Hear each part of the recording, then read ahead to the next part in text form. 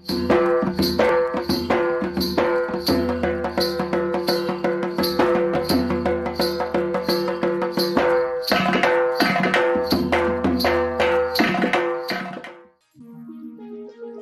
उत्पादनामध्ये अडथळा आणणाऱ्या रोग व किडीकडे दुर्लक्ष करून चालणार नाही. वेलवर्गीय भाज्यावरील नाग अळी व व्हायरस रोग,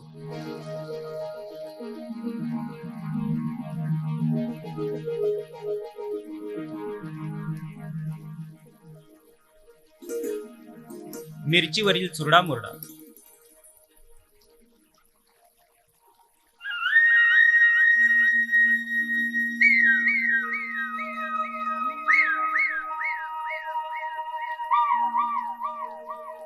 भोपळ्यावरील भुरी रोग,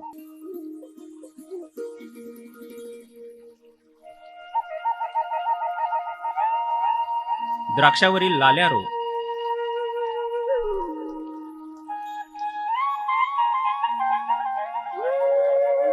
गव्हावरील तांबेरा, ज्वारीतील लष्करी अळी,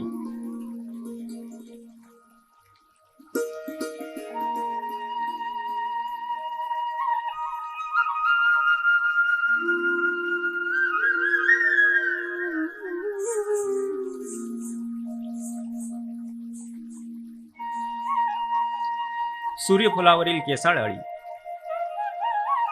उसातील लोकरी मावा व सेंडा पोखरणारी अळी. रोग किडीच्या नियंत्रणासाठी रासायनिक कीटनाशकाऐवजी हिवाळी नांगरट, नारळावरील टीन बँड, फ्लाय ट्रॅप,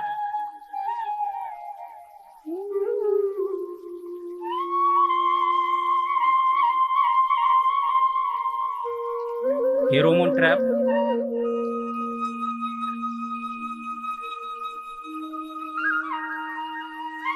पिवळा चिकट कागद, जैविक किडी इत्यादींचा सुद्धा यशस्वी वापर करायला हवा.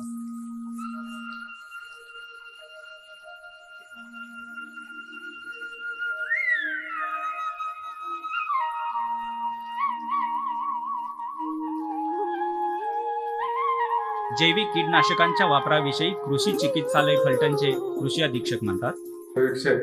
कृषी चिकित्सालय फलटण माझं स्वतःचं असं एक मत झालेलं आहे.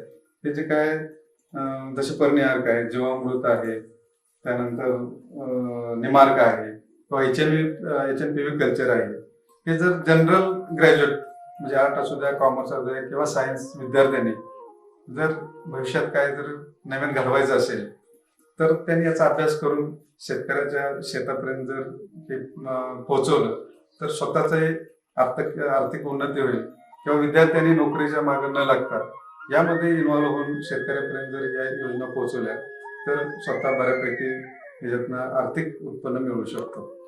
हे किती पर्यंत आर्थिक उत्पन्न त्याला मिळू शकतं? सर्वसाधारण त्याच्या स्किलवरती आहे.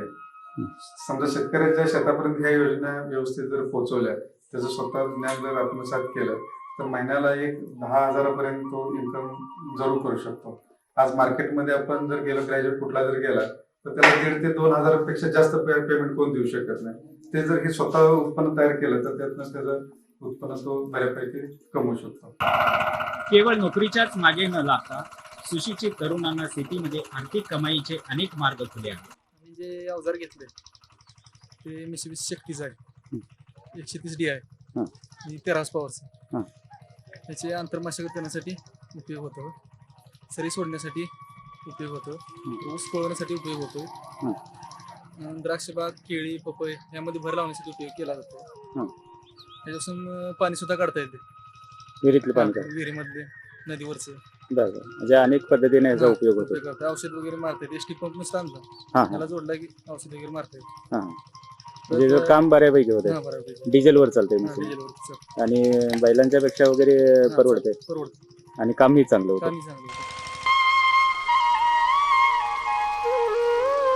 शेतात मेंढ्या बसवण्याच्या उद्योगातून आर्थिक कमाई होऊ शकते.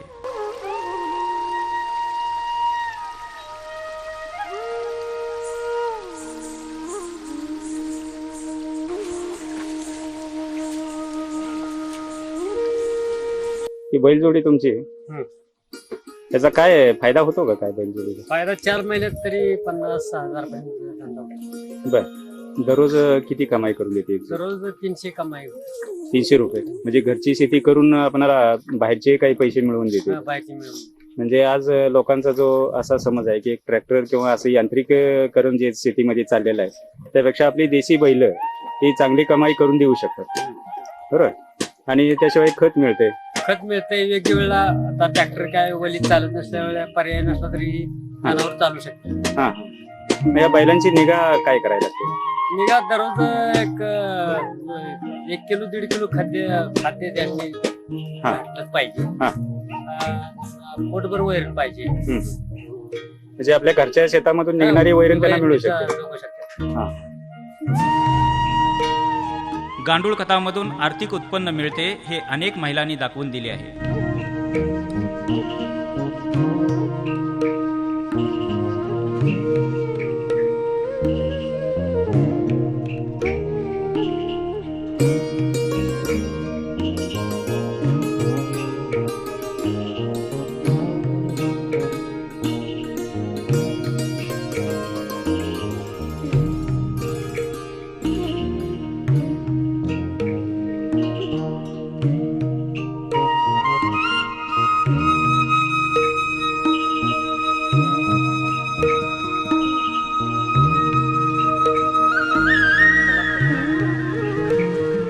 हे गांडूळ खत किती केलंय तुम्ही? आम्ही गांडूळ खत 5 गुंठे केले. हां. 5 गुंठ्यात 36 बेड बसतात. बर. 36 बेड. त्याला महिन्याला 18 ट्रॉली शेण लागते. 18 ट्रॉली. 18 ट्रॉली. दीड महिन्याला एका वेळेला 18 ट्रॉली शेण निघते. हां हां. त्या शेणीपासून 20 टन गांडूळ खत तयार होते. या गांडूळ खताचा काय फायदा होतो का? फायदा होतो. कशाला वापरतो तुम्ही? शेतीला. शेतामध्ये पिकं. टोमॅटो, हां. सोयाबीन, हां. द्राक्षाची बाग. मग तुमच्याकडे जनावर वगैरे किती आहेत? आमची फक्त एक म्हैस आहे. हां. ते आणि करणार आहे आम्ही जनावर. बरं, ह्याला लागणारं मग शेण तुम्ही कुठून आम्ही आणता? बाहेर विकत आणता? मग शेण विकत आणून तुम्ही गांडूळ खत करता? विकत आणून मग गांडूळ खत पिकाला घातल्यानंतर फायदा होतो निश्चित. फायदा होतो. आणि मग हे वर्मी कल्चर वगैरे तुम्ही गोळा करता हो, करतो. ते फवारता पिकावर? पिकाला फवारतो. बरं, मग शेती ही कोण करतं? गांडूळ खताचं काम कोण बघतंय? शेती 2 गडी आहेत. बरं. मुलगा हां. आणि आम्ही 2 जण राहतो.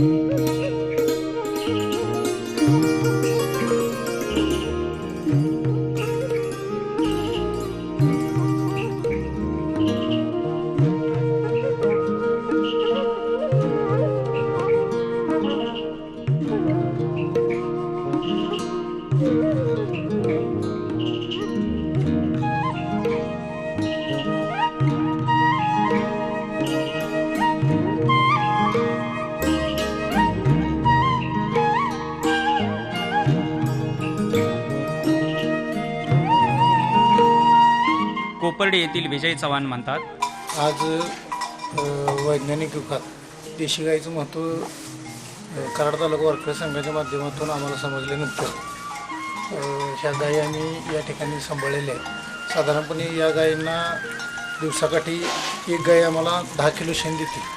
10 किलो शेण आणि त्याच्यापासून मिळणारं मूत्र साधारणपणे 4 लिटर त्याचं मूत्र मिळतं. त्यापासून आम्हाला असं उत्पन्न मिळतं की आम्ही गांडूळ खत तयार करतो आहे.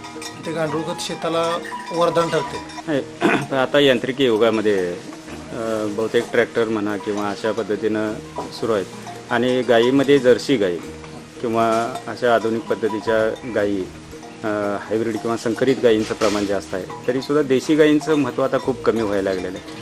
ते असतानासुद्धा तुम्ही देशी गायींचं जतन केलं आहे किंवा देशी गायीपासून मिळणारे देशी खोंड असतील किंवा कालवडी असतील ह्याचंही जतन करणं हे कितपत महत्त्वाचं आहे?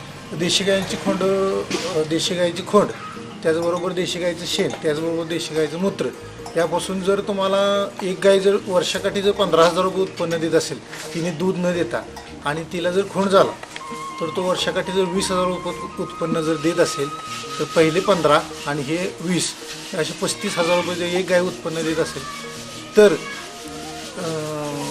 होस्टेन किंवा जर्सी गाय जेवढं उत्पन्न दुधापासून देते तेवढंच आपली देशी गाय ह्या यांत्रिक काळात आपल्याला उत्पन्न मिळवून देते. आधुनिक डेअरी व्यवसाय करूनही आर्थिक कमाई होऊ शकते.